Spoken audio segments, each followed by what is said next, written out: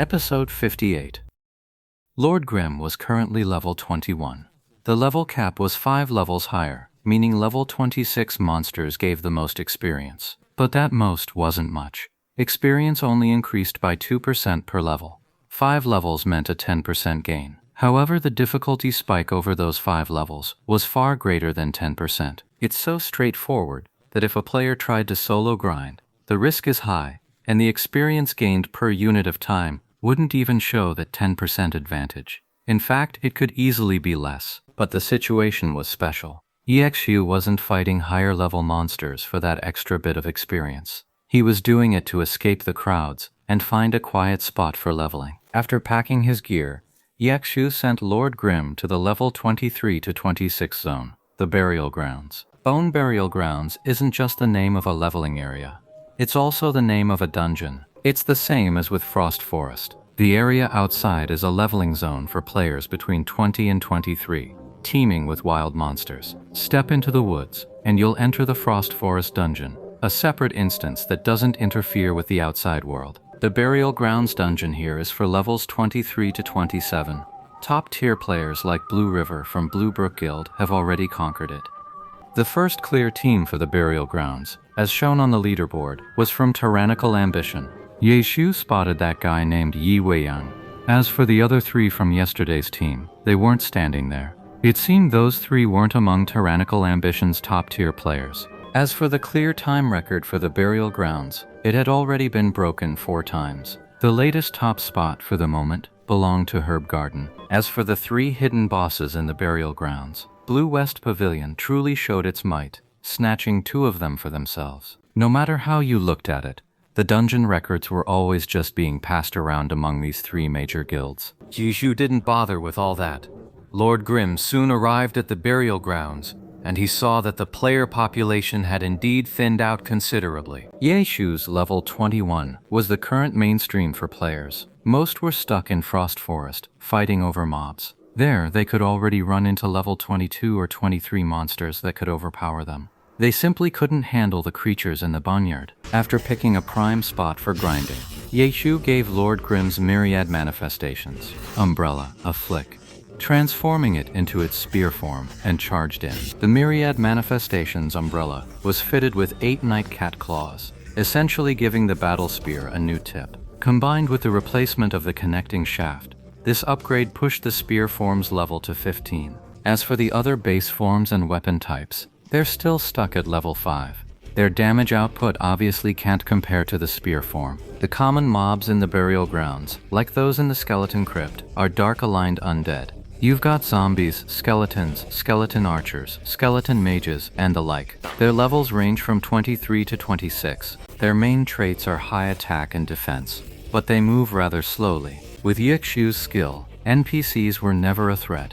He took control of Lord Grim, charging forward, and then began roaming the selected area, cutting down monsters. Yeshu fought casually, not obsessing over critical hits, combos, or special effects like flashy pursuits or backstabs. To fully execute those technical maneuvers would require intense focus, a spike in APM, and heightened microcontrol. That's draining on both mind and body. This is just for leveling up. Yeshu wasn't treating this like the finals of the Pro League. He fought in bursts, taking breaks. Lord Grim's kill speed wasn't necessarily fast, but it was steady. Rather than focusing on offense, Yeshu prioritized careful dodging. This meant he never had to stop and rest to recover health. He only retreated to recover when his entire mana bar was completely drained. In Glory, recovery items come in 2 types, food and potions. Food has no cooldown, but you must be out of combat to use it. It restores a large amount of health, and does so quickly. Potions aren't as good as food, but they can be used in combat. At a critical moment, they can be a lifesaver. However, the better the potion's effect, the longer its cooldown. And there's a shared cooldown between potions of the same type, so chugging several different grades of health potions at once is basically impossible. Food and potions can be bought from NPCs, but they're only the lowest grade, and they're expensive. Otherwise, besides looting monsters, chefs can craft food, and alchemists can brew potions. Each player can learn 2 life skills, but they can only choose one to undergo a professional awakening. That's right, life professions also have their own awakening quests. which are completed at level 50 as well. Only after completing their awakening can a life skill profession continue to advance. It had only been 2 days since the new server launched. Aside from the major guilds intentionally cultivating them, no one had started learning life skills yet. The guild's chefs and alchemists couldn't even meet their own members' needs, let alone bring goods to the open market. Players had no choice but to grit their teeth and endure the system's ruthless price gouging. The money earned from grinding mobs, running dungeons, and completing quests was, in the early stages, almost entirely spent on potions. Yakshu was no exception. This early investment was unavoidable. However, thanks to his superior skill, he saved a lot on food and potions for his health. The main drain was on his mana. Compared to the average player, he was already being quite frugal. After grinding monsters for nearly an hour, Lord Grimm disengaged to drink a potion and restore his mana. Yeshu lit a cigarette himself and checked his messages. A notification caught his eye, a system alert. Soft Mist had accepted his friend request. Tang Ru had finally noticed Yeshu's request after a full hour. A message from her was already waiting. Sorry, I just saw it. Tang Ru was truly different from Chen Guo. She wasn't the type to actively and enthusiastically try to get close to people. Her approach wasn't overly warm, but it never felt cold either.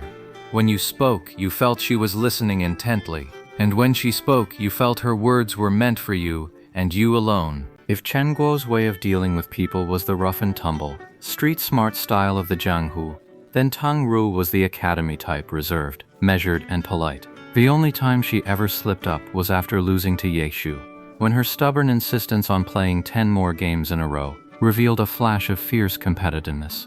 Otherwise, her conduct was impeccable. Yeshu was sure this girl had a significant background. Her poise and temperament spoke of an excellent education. Furthermore, there was Tang Ru's APM. When Yeshu asked how she had trained it, her hesitation confirmed his suspicion. Her speed wasn't some innate gift. It was the result of training, something evident from Tang Ru's hands.